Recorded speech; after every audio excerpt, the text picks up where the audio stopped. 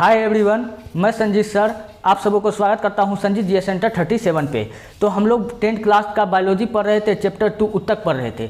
तो हमने उत्तक पढ़ा था।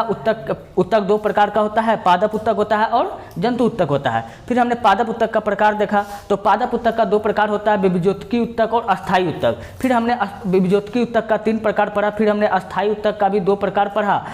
तो अस्थायी उत्तक का 2 प्रकार कौन कौन पढ़े थे? सरल अस्थायी उत्तक और जटिल अस्थायी उत्तक। तो हम लोग यहाँ तक पढ़ चुके थे। तो चलिए अब हम इससे आगे पढ़ते हैं। जटिल अस्थायी उत्तक ये बताना बच गया था, शायद आज ये वीडियो अंतिम वीडियो होगा इस चैप्टर का।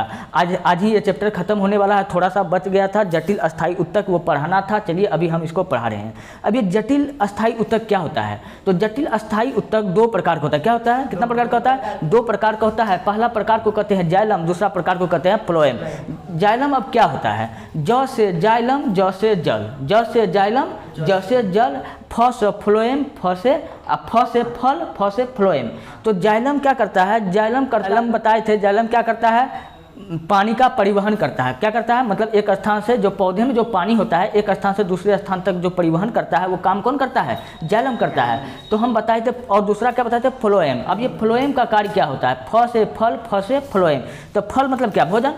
तो भोजन जो फ्लोएम होता है, फ्लोएम क्या करता है? वो भोजन का परिवहन करता है। क्या करता है? भोजन का परिवहन करता है।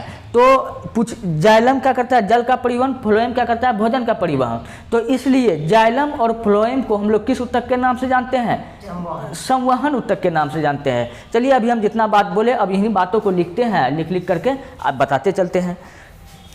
तो हम लोग पढ़ रहे थे 9th क्लास जीव विज्ञान। तो हम बताए थे कि अस्थायी उत्तक 2 प्रकार का होता है। अस्थायी उत्तक कितना प्रकार होता है भैया? 2 प्रकार का होता है। 2 प्रकार का होता है। 2 प्रकार का होता है। इसी में एक को बताए थे हम अस्थायी उत्तक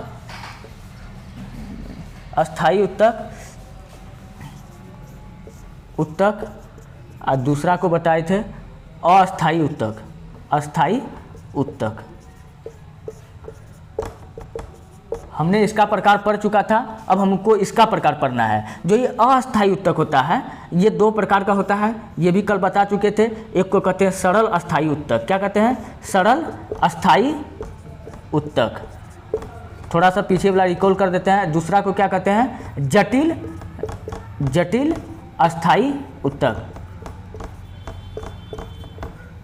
अब ये सरल अस्थायी उत्तक भी हम पढ़ चुके थे। अब हमको यहाँ से पढ़ना है जटिल अस्थायी उत्तक। किसके बारे में पढ़ना है? ये जटिल अस्थायी उत्तक 2 प्रकार का होता है। कितना प्रकार का होता है?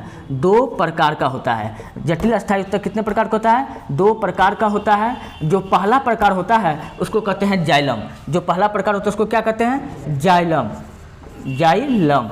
और जो दूसरा प्रकार होता है उसको क्या कहते हैं? दूसरा जो प्रकार होता है उसको क्या कहते हैं? फ्लोएम।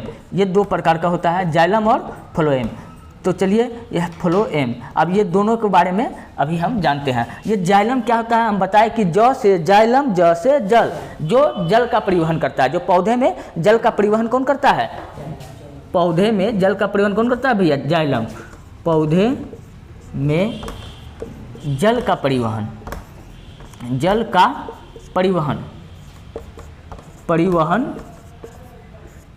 जाइलम करता है। कौन करता है? जाइलम करता है। ज से जाइलम, ज से जल, हमको ऐसे करके याद रखना है। और दूसरा क्या बताए थे? फ्लोएम। क्या बताए थे? फ्लोएम फल से फ्लोएम, फ से फल मतलब क्या? भोजन। तो भोजन का परिवहन कौन करता है? फ्लोएम करता है। तो पौधे में जो होता है भोजन का परिवहन कौन करता है? भोजन का परिवहन करता है। एक पॉइंट ये दोनों के इसके बारे में याद रख लिए। जो ये जाइलम होता है, क्या होता है? ये जाइलम जो होता है ये मृत उत्तक होता है। जाइलम क्या होता है? ये मृत उत्तक होता है। जाइलम कौन सा उत्तक होता है? मृत उत्तक होता है। जो जाइलम होता है वो कौन सा उत्तक होता है? मृत उत्तक होता है। मृत उत्तक होता है। जाइलम क्या होता है? मृत उत्तक होता है। और ये जो फ्लोएम है, ये फ्लोएम कौन सा उत्तक होता है? ये मृत उत्तक होता है, तो ये कौन सा उत्तक होगा? जीवित उत्तक होगा। अगर आप लोग इसको अगर जाइलम और फ्लोएम में अंतर भी अगर लिखा जाए, पूछ लिया जाए, तो हमको फिर भी यही बात लिखना है। हम आपको बता दिए, आपसे जैसे पूछेगा या ऑब्जेक्टिव में पूछे या अंतर में पूछे, आप लोग अपने हिसाब से जवाब दे सकते हैं। तो ये कौन सा उत्तक होता है? जीवित उत्तक होता है। अब इसको हम जीवित उत्तक क्यों कहेंगे? उत्तक होता है, अब सवाल आ गया कि इसको हम जीवित उत्तक क्यों कहेंगे? जो ये जाइलम होता है ये जल का परिवहन करता है। जो जल होता है, जल, ये पौधा को भी जरूरत पड़ता है और इंसान को भी जरूरत पड़ता है, तो इसलिए ये क्या है? ये मृत उत्तक है। लेकिन जो फ्लोएम है, जो भोजन मुख्य रूप से इंसान का जरूरत पड़ता है। किसको जरूरत पड़ता है? भोजन के बिना इंसान रह पाएगा? कभी नहीं रह पाएगा। इसलिए हम फ्लोएम को किस उत्तक कहते हैं? जीवित उत्तक कहते हैं। अच्छा एक बात बताओ, ये जाइलम को हम बताए थे ये जल का परिवहन करता है और ये भोजन का परिवहन करता है। दोनों मतलब क्या कर रहा है? जल और भोजन का परिवहन कर रहा है। इसलिए जाइलम और फ्लोएम को हम लोग अगला नाम किस जानते हैं? संवहन उत्तक के नाम से जानते हैं। तो हम कहीं लिख देते हैं यहीं पर, जाइलम और फ्लोएम को, जाइलम और, आप लोग नोट कर लीजिएगा, और फ्लोएम को संवहन उत्तक कहते हैं। संवहन उत्तक क्यों कहते हैं भैया? क्योंकि ये जल और भोजन दोनों का परिवहन करता है। संवहन उत्तक कहते हैं। और इस जाइलम के बारे में हम लोग क्या जान सकते हैं? ये जो जाइलम होता है, जाइलम, इसके बारे में और हम क्या जान सकते हैं? देखो ये जो जल होता है, जल मान लेते क्या हुआ? एक पौधा हुआ, चलिए फिर हम बाद में मिटा देंगे। ये क्या होगा? एक पौधा हुआ, हम मान लेते हैं क्या हो गया? ये पौधा हुआ। पौधा के नीचे में क्या रहता है? जड़ रहता है। ये जड़ है ना? ये जड़ है। और जड़ के ऊपर ऐसे मतलब एक बाल टाइप का रहता है, आप लोग देखे होंगे कभी। जड़ के ऊपर क्या रहता है? इसको क्या बोलते हैं? ये बाल को बोलते हैं मूल रोम। क्या बोलते हैं? मूल रोम। क्या बोलते हैं? मूल रोम। तो जब पौधा जल का परिवहन कहाँ से करता है? ये जड़ के द्वारा करता है।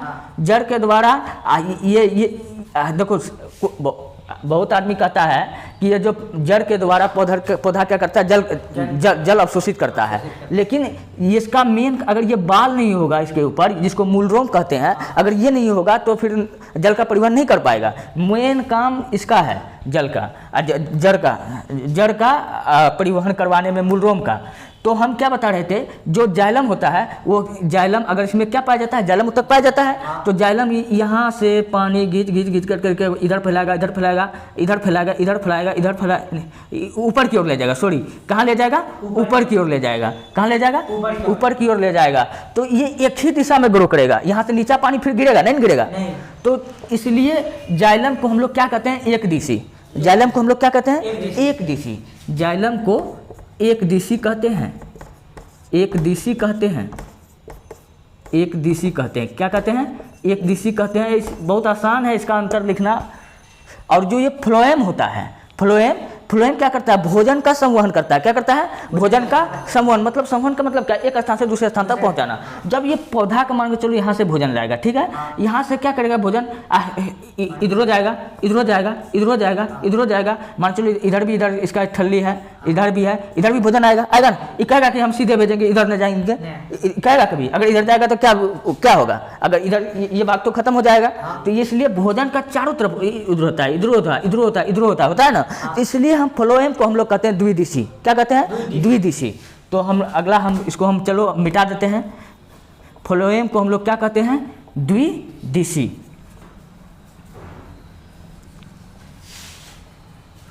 फ्लोएम को द्विदिशी कहते हैं। द्विदिशी कहते हैं। फिर अगर आप लोग को अगर थोड़ा और बड़ा करना है तो हम बता सकते थे कि ये जाइलम का जो उत्तक, अस्थाई उत्तक होता है, ये दो प्रकार का होता है। कौन कौन होता है? जाइलम और फ्लोएम। जटिल अस्थाई उत्तक दो प्रकार होता है, जाइलम और फ्लोएम। फिर जाइलम का 4 भाग होता है। फिर जाइलम का कितना भाग होता है? 4 भाग होता है। फिर फ्लोएम का भी 4 भाग होता है, जिसको वाहिनी काय कहते हैं। तो हम उतना नहीं बताए, लेकिन जो जरूरी का चीज़ था वो हम यहाँ बता दिए। आगे नेक्स्ट कभी फिर बताया जाएगा। तो चलिए तब तक नोट कीजिए आप लोग। चलिए भैया, यहाँ तक हो गया था। अब इससे आगे अब हमको एक चीज़ पढ़ना है, एपिडर्मिस। किसके बारे में पढ़ना है? एपिडर्मिस। अब ये एपिडर्मिस क्या होता है? ये पौधे में होता है। किसमें होता है? पौधे में होता है। फूल, पत्ती, तना और जड़ में क्या पाया जाता है? एपिडर्मिस पाया जाता है। क्या पाया जाता है? एपिडर्मिस पाया जाता है। फूल, पत्ती, तना और जड़ में। अब ये करता क्या है एपिडर्मिस? इसका मेन काम क्या होता है? कभी कभी आप लोग देखे होंगे पत्ता, जो पत्ता को चिकना बनाना है, पत्ता को चिकना बनाना। अगर पत्ता है उसके ऊपर मान सकते हैं कि पानी डालते हैं, क्या डालते हैं? पानी डालते हैं, तो वहाँ पानी नहीं रुकता, एक बूंद का जैसा पानी पड़ता है, फिर क्या होता है? स्मूथ प्लेस है, वहाँ रुकेगा ही नहीं। हाँ, ऐसा बहुत सारा पत्ता को चिकना बनाने का काम कौन सा क्या करता है? एपिडर्मिस। तो चलिए यहाँ जगह बच गया, हाँ यही तो हो जाएगा, खत्म होने वाला है। एपिडर्मिस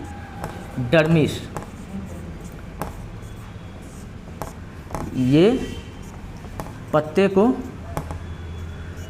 को चिकना बनाने का काम करता है, बनाने का काम करता